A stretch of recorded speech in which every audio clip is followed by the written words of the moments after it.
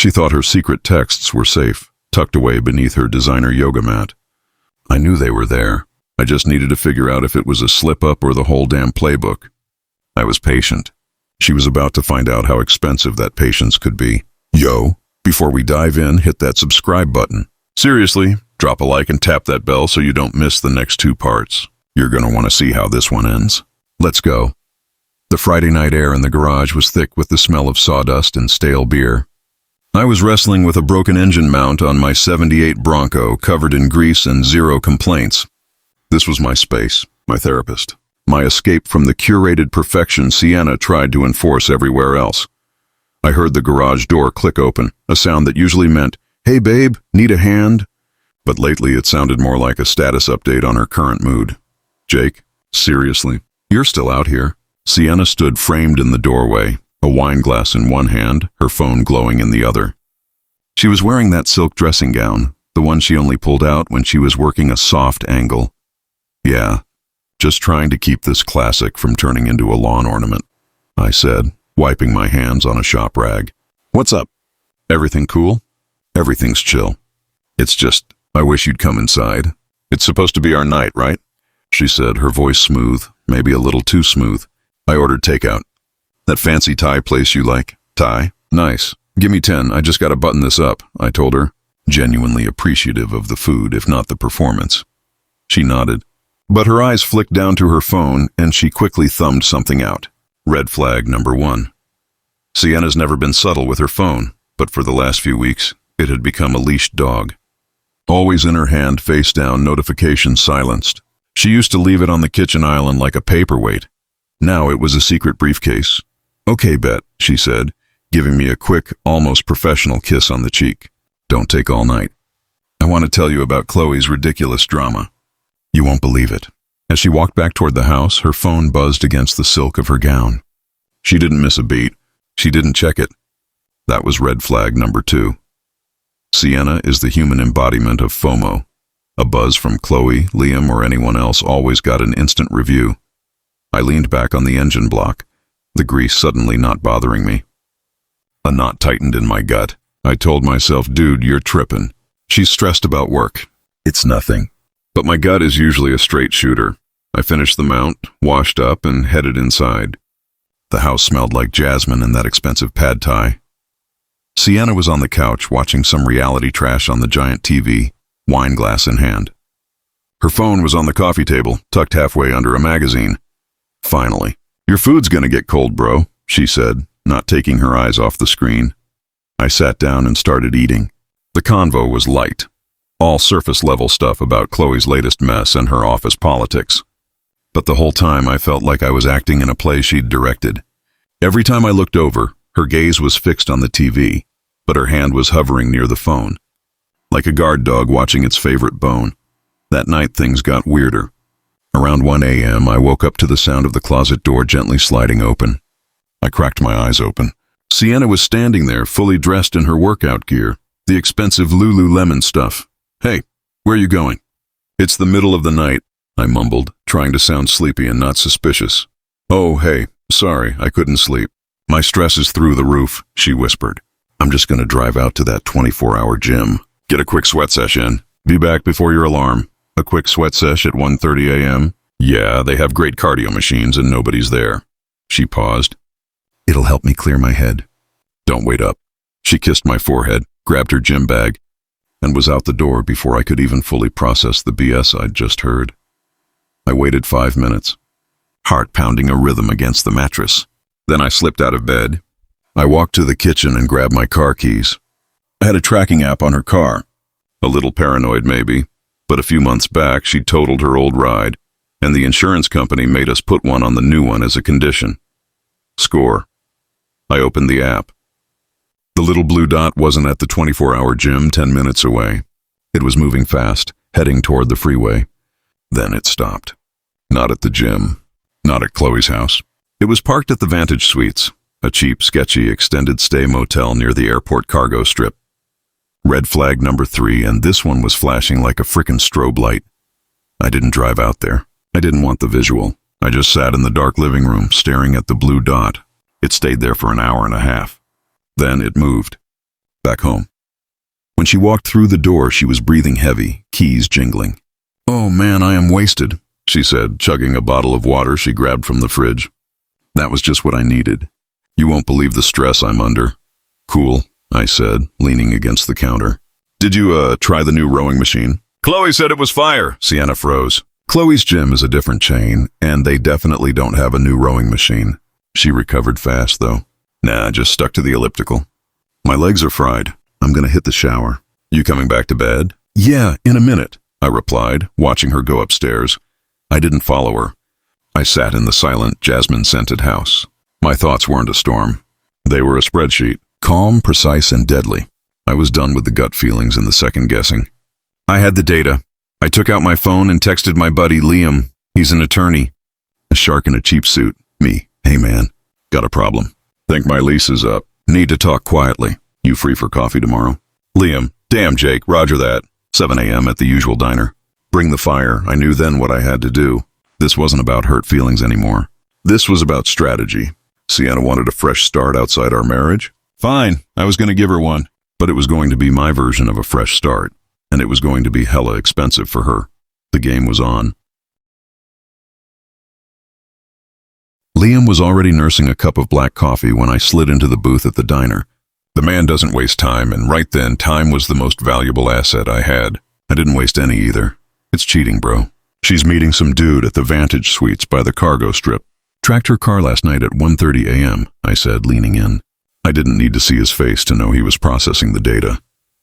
Liam's eyes just narrowed, like he was looking at a contract with a hidden clause. Brutal. "You got screenshots of the location?" "Just the app showing her parked there."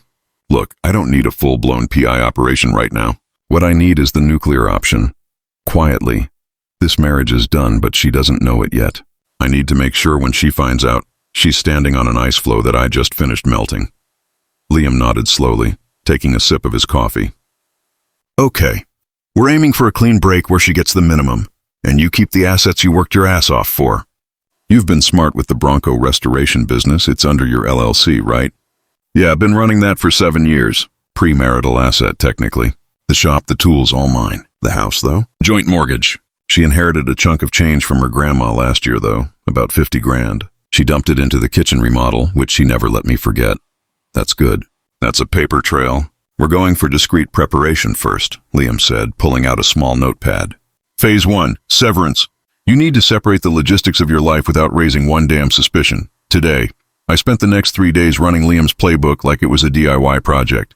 First, the financials. I walked into my main bank, opened a new account at a different institution, and rerouted my direct deposit, my business income, and my personal savings into the new account.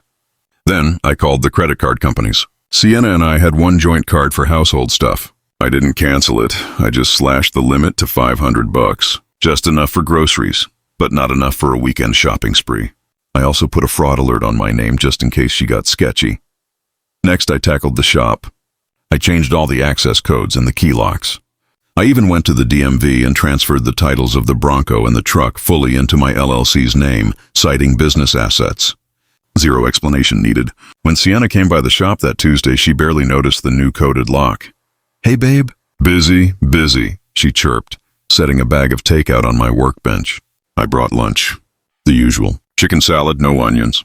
I'm thinking about the Maldives for our anniversary. The travel agent sent me a dope brochure. She was playing the perfect wife. It was a total mind freak. Maldives, huh? Sounds primo, I said, not looking up from the engine I was working on. I'll check the calendar. I've had to tighten up security around here lately. Insurance audit. Changed all the lock codes. Oh, okay, she said, her voice dropping. She hated not having access. You could have just hit me up about that. Yeah, my bad. It was a last-minute thing. You know how the insurance guys are. Total sticklers. She tried to recover. She slid closer, resting her hand on my arm. Look, Mark. Jake. I know I've been a little antsy lately. Chloe's been driving me nuts with her house hunt, and I've been stressed. Let's do a date night this Friday. No phones, just us. No phones. I like that. Bet, I replied, my face a mask of casual indifference. Every fiber of my being wanted to unleash the tracker data right there. But I needed the setup to be perfect. I needed her to think she was winning. She left, happy, thinking she'd salvaged our weekend. The minute she pulled out, I called Liam. Ready for the paperwork, Liam. I need the forms ready by Thursday. I want to file the minute she's out of the house for her gym sesh this week. Wednesday night, she did it again. Same time, 1:20 a.m., dressed in her gear, whispering about needing to clear her head. I didn't even pretend to be asleep. I watched her from the window as she drove off. She looked confident, cocky even. I opened my laptop, pulled up the tracker. Vantage Suites. Predictable, I didn't move. I opened my email and sent Liam the go signal. I then began drafting the only communication she would get from me for a while. The text. It was going to be short, precise, and it was going to make her soul leave her body. I spent the rest of the night packing. Not my clothes, not yet. I packed the things I didn't want the movers to touch. My father's watch, the photo album of my childhood, the original title to the Bronco, and the first crappy welding helmet I ever bought. The stuff that mattered. I stored it all at the shop, safe and sound. Thursday morning, while Sienna was still snoring back from her intense workout, I walked into the county clerk's office. Liam had everything pre-filed. I signed the dissolution papers. No drama, no long, messy speeches. Just my signature, the notary's stamp, and a feeling of cold, hard relief. By noon, I was back at the shop. I had the papers. I had the upper hand. Sienna texted me later. Sienna, hey, my phone is acting whack. Still on for our date night tomorrow? I need to unwind. I texted back, me, yeah, I'm good. Let's do it. But hey, I'm gonna crash at Liam's tonight. Gotta finish that gnarly engine job for that client, and it's easier to work late. Be back tomorrow before dinner. A small lie to give me the space I needed. She bought it, of course. She always bought the work excuse. I went to Liam's guest room. The silence was bliss. That Friday I drove home early. I cooked my famous chili, the one she always complained was too manly, because I wanted my house to smell like my life, not her pretense. She walked in at 5:30 p.m., all smiles and perfume. Hey, looking good, stud, she said, giving me a hug that lasted one beat too long. I'm pumped for tonight. I'm going to take a quick shower and get dressed. You getting cleaned up? I'm clean, I said, stirring the chili. I'll wait for you downstairs. As she walked up the stairs, happy and oblivious, my phone, which I'd set face up on the kitchen island, pinged. It wasn't Liam. It wasn't a work message. It was a single anonymous text from a number I didn't recognize. Anonymous. Hey, still on for tonight? My place is clear. I watched the text sit there for a full minute, its glow reflecting in the granite countertop. I didn't delete it. I didn't reply. I just left it for her to find. I knew she'd check her phone the minute she got out of the shower. I wanted that text to be the opening act of my final performance. I could hear the water running upstairs. The low rumble of the shower was the soundtrack to the end of my marriage. I pulled the chili off the heat and walked over to the kitchen island. The anonymous text was still sitting there, a ticking time bomb glowing on the screen of my phone. Hey, still on for tonight? My place is clear. I grabbed a napkin and wiped down the counter, a final absurd act of domesticity. I then placed my phone face up exactly where she wouldn't miss it when she came down. I walked into the living room, picked up the remote, and turned on a basketball game. I needed to look bored, not plotting. The shower cut off. About 5 minutes later, I heard her footsteps on the stairs, slow, deliberate, the sound of someone expecting a great night. Sienna entered the living room, dressed in the little black dress she saves for the impressive dinners. She looked fantastic. She paused by the kitchen island to grab her purse. That's when she saw my phone. She froze. The smile melted instantly. Her eyes darted from the screen to me, then back to the screen. I watched her read the message twice. Her face went from confident to pure panic in about 2 seconds flat. What? What is this, Jake? She asked. Her voice tight, a horrible strained sound. She was already fishing for an excuse. What's what, Sienna? I asked, not moving my eyes from the TV screen. Is that your phone? I thought we weren't doing phones tonight. This is your phone. Who is this? Who the hell is texting you this? She held the phone up like it was a live grenade. I sighed, finally looking over, giving her a look that was less angry and more exhausted. Oh, that must be a wrong number, babe. Probably one of the guys from the shop pulling a prank. Delete it, let's go. I'm starving. She didn't delete it. She stared at me, trying to gauge my reaction. She was looking for fire, for shouting, for the big dumb husband meltdown she could easily deflect. But I gave her nothing, just a calm, slightly annoyed shrug. Don't play dumb, Jake. My place is clear? You think I'm stupid? She hissed. No, I don't think you're stupid, Sienna, I said, my voice dropping to that low, quiet tone Liam calls the closer. I think you're predictable. That text isn't a wrong number, is it? It's a text meant for the person who actually uses that phone.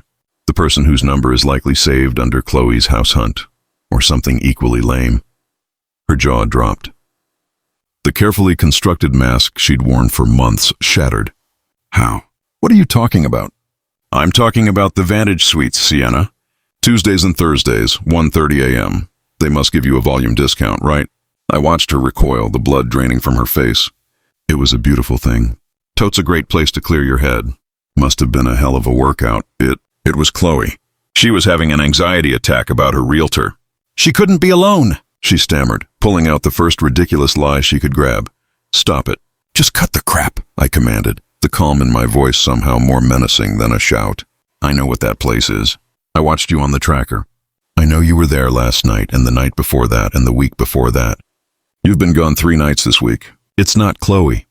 You couldn't even keep the alibis straight. She sank onto the sofa, the little black dress now looking like a cheap costume. I was going to tell you, I swear. We were going through a rough patch and he just made me feel seen. I scoffed. You wanted to feel seen? You wanted to feel seen at the expense of my respect, my trust, and my wallet. That's not being seen, Sienna. That's being a taker. I got up then, slowly, deliberately. I didn't need to yell. I was holding the receipts. Look, I already know you're not staying for dinner, and you're not making the Maldives. I didn't want the drama, so I handled it. I walked over to the dining room table, where I had placed a large manila envelope and a black pen earlier. It was a perfect silent tableau.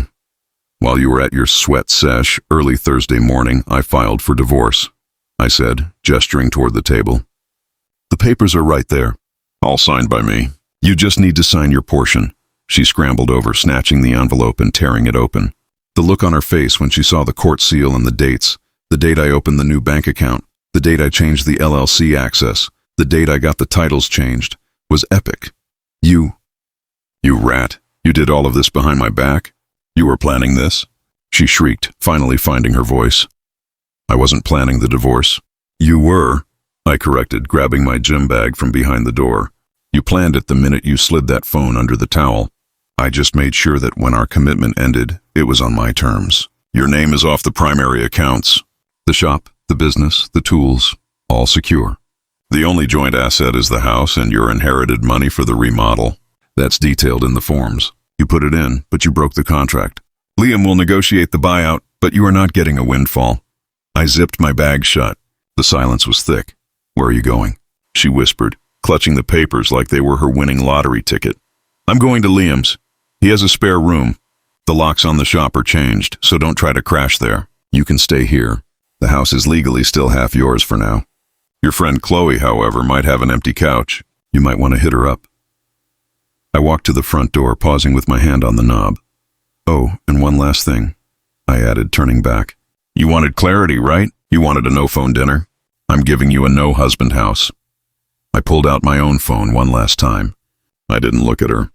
I opened the text app and sent a single final message to the anonymous number. The number that had texted me moments ago, she's home. Not coming out tonight. You're sunk, I hit send. Then, without waiting for a reaction, I walked out and closed the door softly behind me. I sat in my truck, watching the front window. It took about 30 seconds. Then, Sienna's terrified scream echoed from inside, muffled but clear. She had checked her phone. She had seen my last text to her contact. She had realized I hadn't just exposed her. I had sabotaged her Friday night plans. My phone rang instantly, her name flashing on the screen. I didn't pick up. I hit decline and put the truck in reverse. I didn't feel rage. I didn't feel heartbreak. I felt clean. The respect that had died months ago was finally put to rest. As I drove away, I looked in the rearview mirror. I saw the front door slam open and Sienna standing on the porch, holding the black pen in one hand and the papers in the other. She wasn't running to her car. She was just standing there, alone, realizing that the easy life she thought she was building elsewhere had just collapsed. The game was over, and I had won the hell out of it.